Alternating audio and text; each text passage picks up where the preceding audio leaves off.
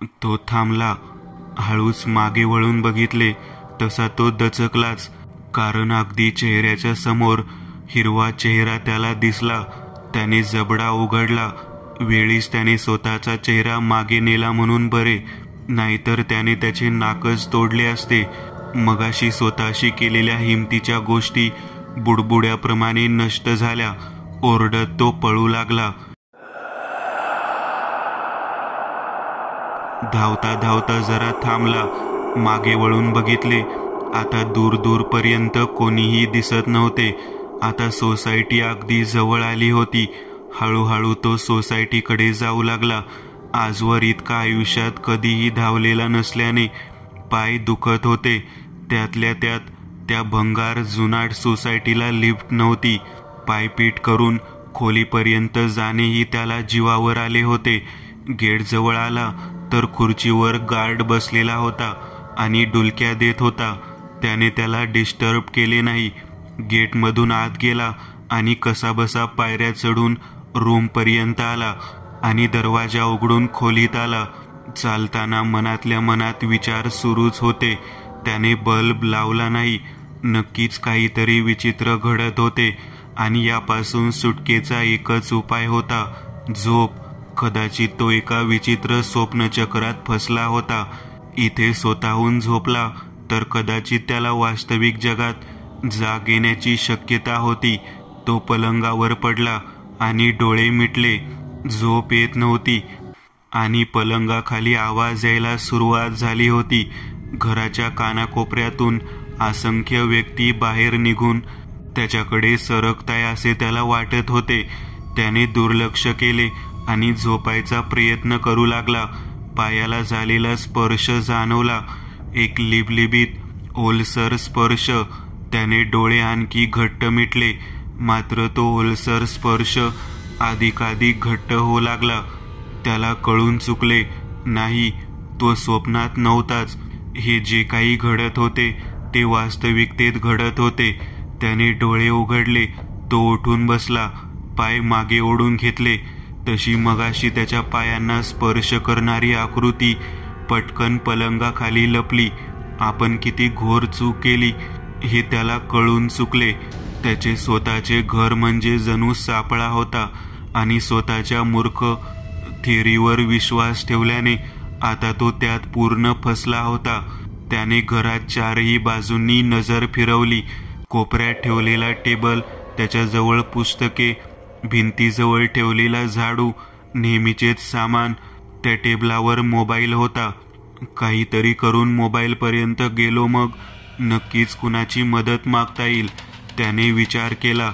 मात्र त्याला एक जाणीव होती, ती हिरवी आकृती पलंगाखाली लपून बसलेली असणार.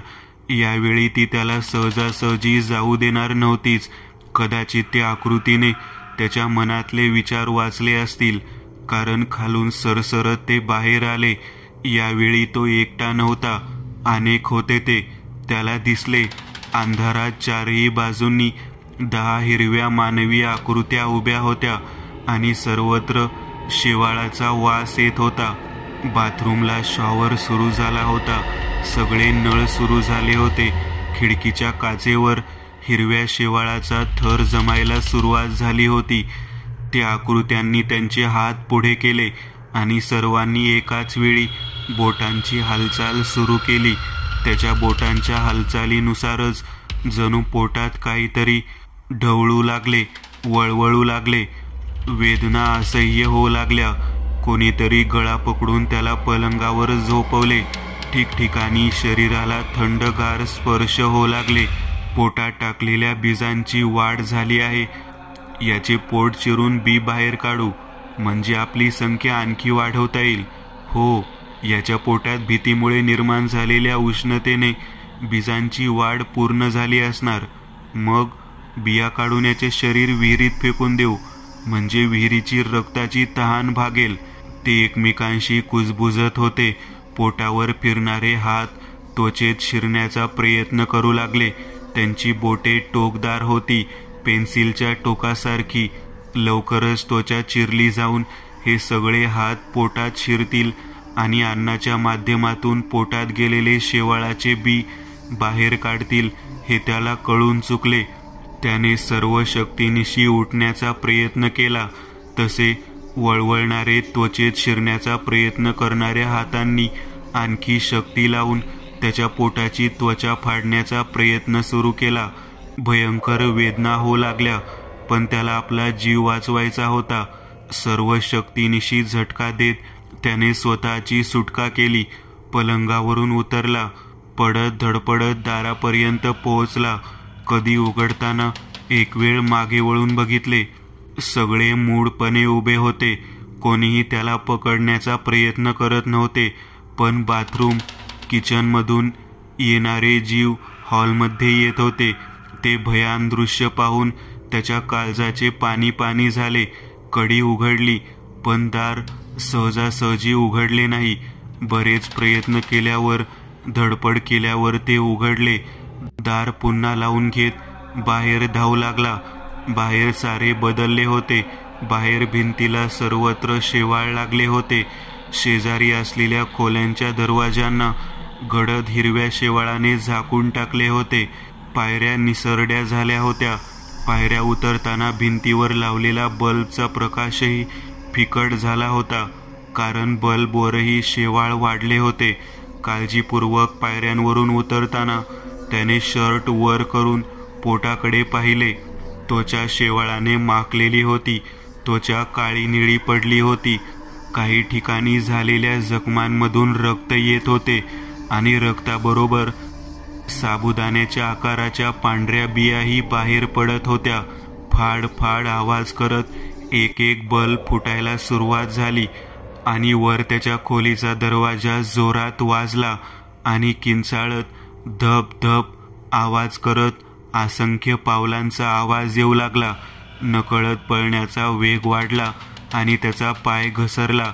पायऱ्यांवरून गडगडत खाली जाऊ लागला. निसरड्या पायऱ्यांमुळे काही केल्या तो स्वतःला थांबवू शकत नव्हता आणि खाली जातच होता. शेवटी केव्हा तरी तो थांबला. तेव्हा वेळ वाया न घालवता उठून उभा राहिला. आता आजूबाजूला त्याची सोसायटी नव्हती, तर विहीर होती.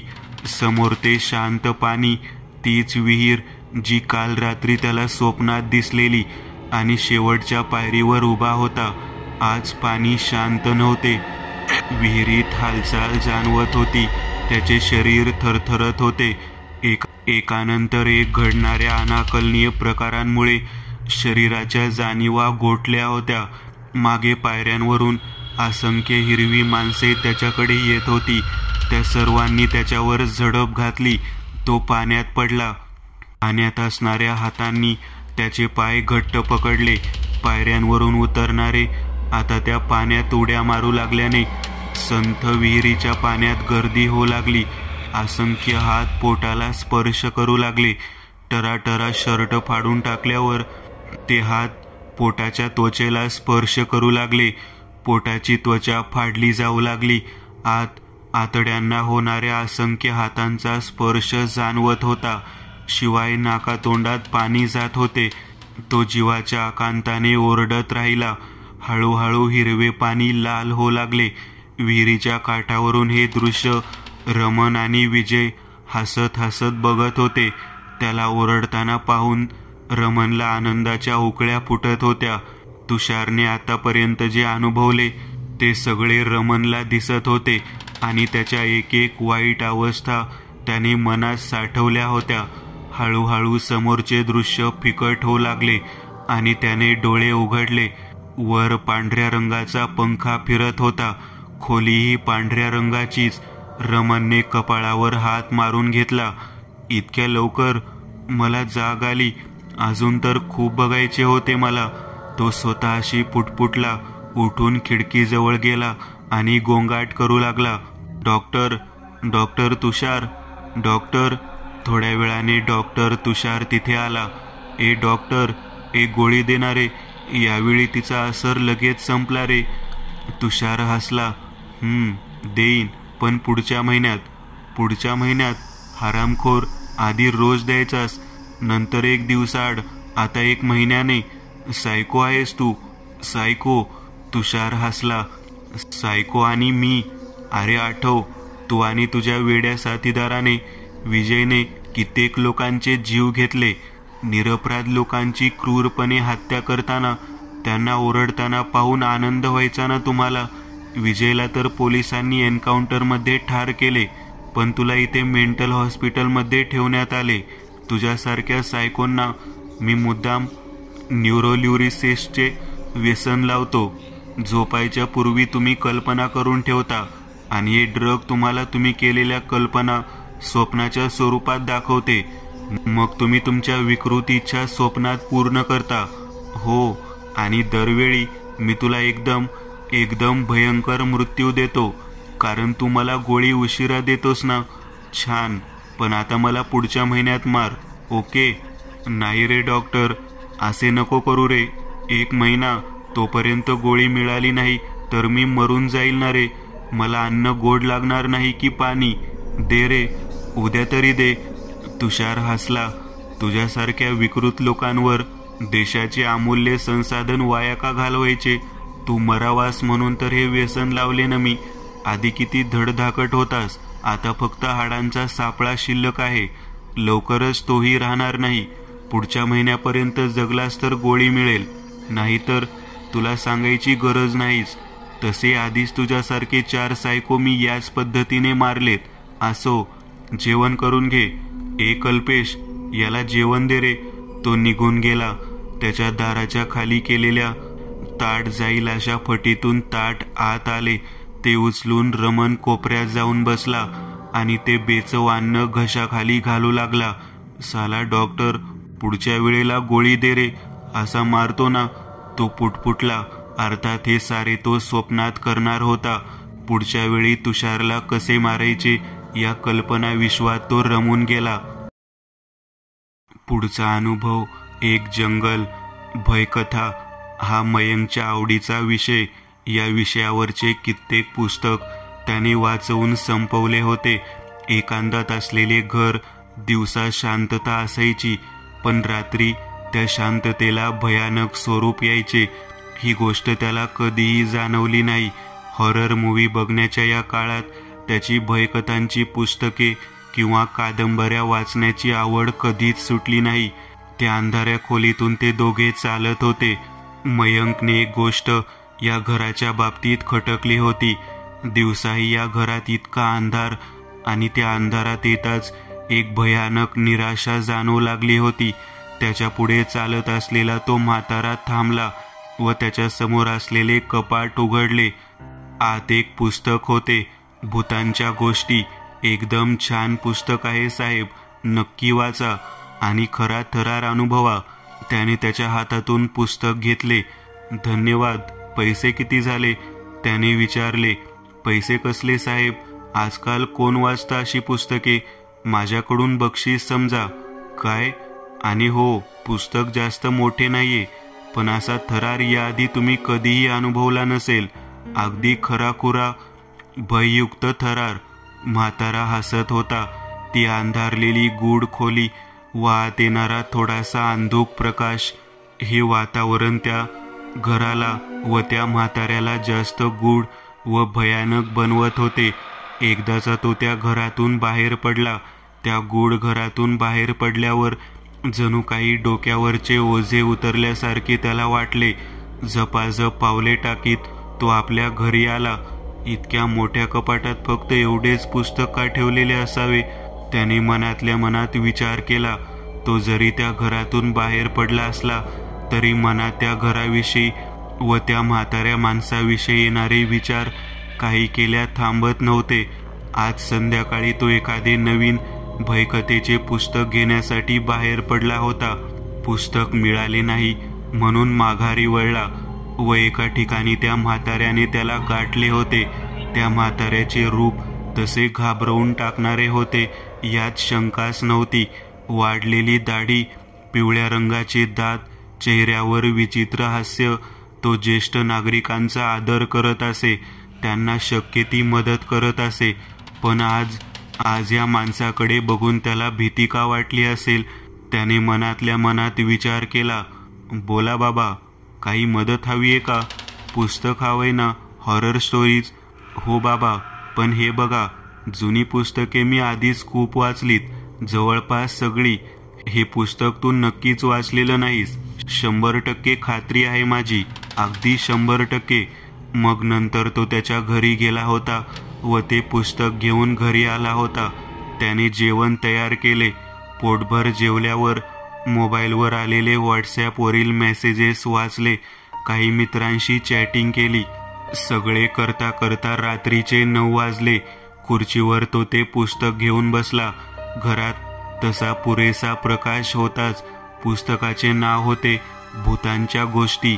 पुस्तकाचे मुख्य पृष्ठ हे जास्त काही आकर्षक नव्हते. एक वाळलेले झाड आणि एक बंगला.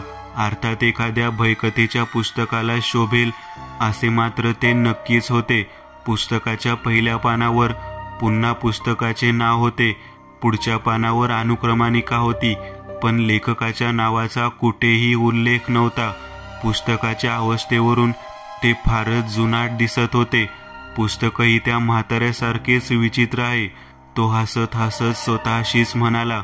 त्याने पहिली कथा वाचायला सुरुवात केली. एक जंगल. विचारांच्या गर्तेत हरवलेला तो रस्त्याने चालत होता. त्याची कुणालाच किंमत नव्हती, ना त्याला मित्र, ना कोणी त्याची विचारपूस करणारा. दिसायला धडधाकट असलेला तो मनातून अगदी कमजोर होता. नेहमीच हेटाळणी, द्वेष बघून आपण मनाने कमजोर आहोत असे त्याला वाटे. आज तर हद्दच झाली. वडिलांनी इतक्या लोकांसमोर त्याच्या कानाखाली लगावली. इतका अपमान. अशा घरात तो एकही क्षण थांबू शकत नव्हता आणि थांबला देखील नाही. काय माहीत किती वेळ तो चालतच होता. त्याला आठवते, अगदी लहानपणापासून त्याला अशीच किंमत होती. शाळेतही तो एक साधारण विद्यार्थी होता. 10वी पर्यंत शिकला आणि शाळा सोडली. घरच्यांना वाटत होते की त्याने पुढे शिकावे, पण तो ऐकला नाही. खरं तर त्यालाही माहिती होते की शिकून काही उपयोग नव्हता, कारण तो इतका हुशार नव्हताच. निदान त्याला तरी तसे वाटत होते. नंतर तो एका दुकानावर काम करू लागला. तिथेही त्याने चुका केल्याच. शेवटी त्याला तीही नोकरी सोडावी लागली. जर तो रोज चुका करत असेल तर ते तरी काय करणार? कदाचित यामुळे त्याची किंमत कमी झाली असावी. याआधी घडलेल्या सर्व घटना त्याच्या डोळ्यासमोर तरळून जात होत्या. इतका अपमान सहन करण्यापेक्षा मी घर सोडले ते योग्यच केले, त्याने मनातल्या मनात विचार केला.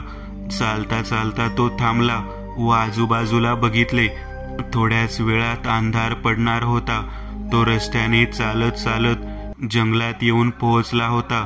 जंगल. तो किती वेळापासून चालत होता आणि तो जंगलात कसा आला? त्याने कुठे जायचे हे मनातून ठरवले नव्हतेच. मग तो जंगलात का आला? इतकी मोठी चूक. जंगलाविषयी त्याने अनेक कथा ऐकल्या होत्या. त्या चांगल्या खासच नव्हत्या. जंगलात काहीतरी होते. भूत, प्रेत. रात्रीच्या वेळी जंगलात कोणीही जात नसे. याआधी जे कोणी जंगलात गेले ते कधीच परत आले नाहीत असे त्याने ऐकले होते. तो माघारी वळला. भराभर पावले टाकीत तो चालू लागला. पण तो इतक्या वेळापासून चालत होता. त्याच्या शरीरात शक्ती होती का? त्याने कितीही प्रयत्न केला तरी अंधार पडायच्या आत तो या जंगलाच्या बाहेर पडूच शकत नव्हता. छे छे, त्याला जगायचे होते, खूप जगायचे होते. एका अज्ञात सैतानी प्राण्याच्या हातून त्याला मरायचे नव्हते. चालता चालता तो थांबला व तिथल्याच एका दगडावर बसून धापा टाकू लागला. पोटात भूक जाणवत होती. भुकेमुळे पोटात टोचल्यासारखे वाटत होते. तहानेने घसा कोरडा पडला होता. त्याला अंधारी आल्यासारखे वाटले आणि तो कोसळला. काय माहीत किती वेळ गेला, पण त्याला जेव्हा जाग आली तेव्हा तो जंगलात त्या दगडाजवळ बेशुद्ध पडला होता. तो उठला. कपाळाला काहीतरी ओलसर जाणवले. त्याने हात लावून बघितले. अंधुक प्रकाशात त्याला ते दिसले. ते रक्त होते. चक्कर येऊन पडला तेव्हा त्याचे डोके खालच्या दगडावर आपटले असावे व त्यामुळे जखम झाली असावी. त्याने सोबत काहीही आणले नव्हते. सतत अपमान करणाऱ्या त्या माणसांच्या घरून तो काहीही घेऊन आला नव्हता. सोबत जेवणासाठी डबा व पाण्याची बाटली आणायला तो या जंगलात सहलीसाठी मजा करण्यासाठी थोडाच आला होता. तो उठून उभा राहिला. त्याला हायसे वाटले.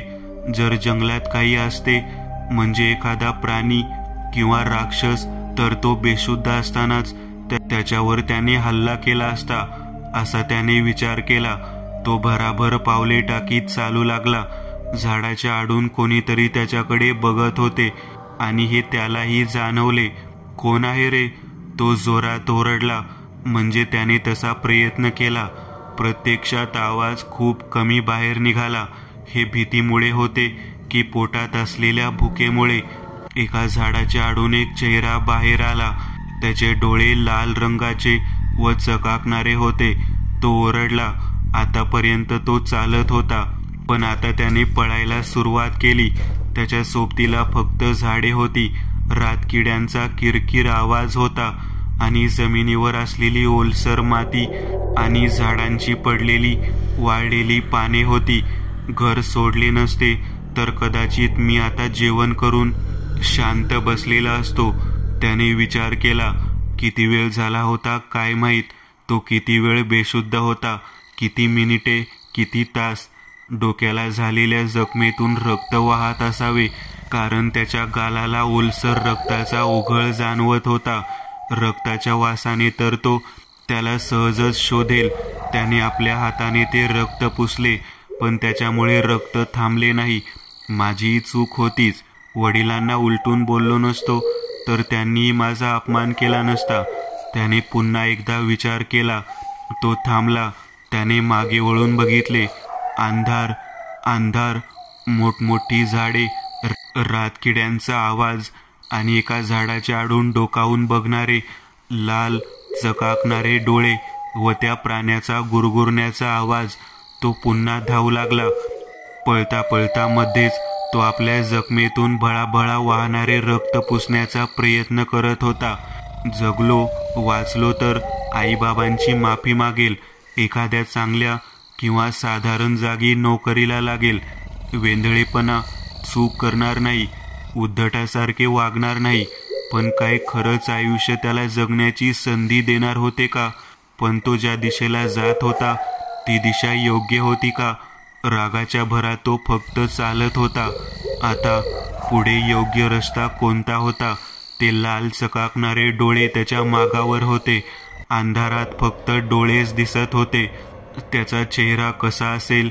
त्याने समोर बघितले तसे त्याला हायसे वाटले. समोर एक झोपडी होती व आत प्रकाश दिसत होता. आता थांबायचे नाही, अजिबात थांबायचे नाही. तो धावू लागला. बास, एकदा झोपडीपाशी पोहोचलो की मी बचावणार, माझा जीव वाचणार. मग नंतर तिथल्या माणसाच्या मदतीने मी घरी जाणार, घरच्यांची माफी मागणार आणि आयुष्याची नवीन सुरुवात करणार. अखेर तो त्या झोपडीच्या दारापाशी आला. उघडा, दरवाजा उघडा. तो ओरडला व कोसळला. त्याने डोळे उघडले. त्या अंधारलेल्या जंगलात तो अजूनही पडलेला होता आणि झोपडी कुठेही नव्हती. वाळवंटात मृगजळ दिसावे तशी त्याला ती झोपडी दिसली होती. त्याला त्या अंधारात एक वस्तू दिसली. भीतीने तो ओरडून मागे सरकला. त्याच्यापासून काही अंतरावर त्याचाच मृतदेह पडलेला होता. अनेक प्राण्यांनी हल्ला करून त्याच्या शरीराचे लचके तोडलेले होते. म्हणजे जेव्हा तो बेशुद्ध पडला होता तेव्हाच त्यांनी त्याची शिकार केली होती. बेशुद्ध पडलेलं सावज शुद्धीवर येण्याची वाट त्यांनी बघितली नाही. नंतर त्याला पकडण्यासाठी शक्ती खर्च करण्याइतके ते मूर्ख नक्कीच नव्हते. त्याने कपाळाला हात लावला. वाहणारे रक्त थांबले होते व जखमही बरी झाली होती. तो उठून उभा राहिला. मागून ते लाल चकाकणारे डोळे त्याच्या जवळ आले. झाडांच्या आडून आणखी काही डोळे त्याच्या जवळ जवळ आले. अखेर त्याच्या मनातले विचार थांबले. सगळे डोळे, त्या सगळ्या आकृत्या जंगलात जाऊ लागल्या. त्यांच्यासोबत तोही जाऊ लागला. त्यांच्याकडे आरसा असता आणि त्याने स्वतःचे प्रतिबिंब बघितले असते तर त्याला दिसले असते. त्याचेही डोळे लाल रंगाचे झाले होते आणि तोही आता धिप्पाड व क्रूर राक्षस झाला होता. इतक्या वेळापासून तो उगीचच त्यांच्यापासून दूर जात होता. उद्यापासून तोही जंगलात रात्री जंगलात येणाऱ्या एखाद्या माणसाची वाट बघत असेल. त्या इतर लाल चकाकणाऱ्या डोळ्यांसोबत कथा संपली होती. अर्थात मयंकला भीती वगैरे काहीच वाटली नाही. त्याला अशा कथा वाचायची सवय होती. पण त्याने मागे वळून बघितले असते तर तो नक्कीच घाबरला असता. मागे खोलीच्या अंधाऱ्या कोपऱ्यात एक काळी कुट्ट आकृती आकार घेऊ लागली होती.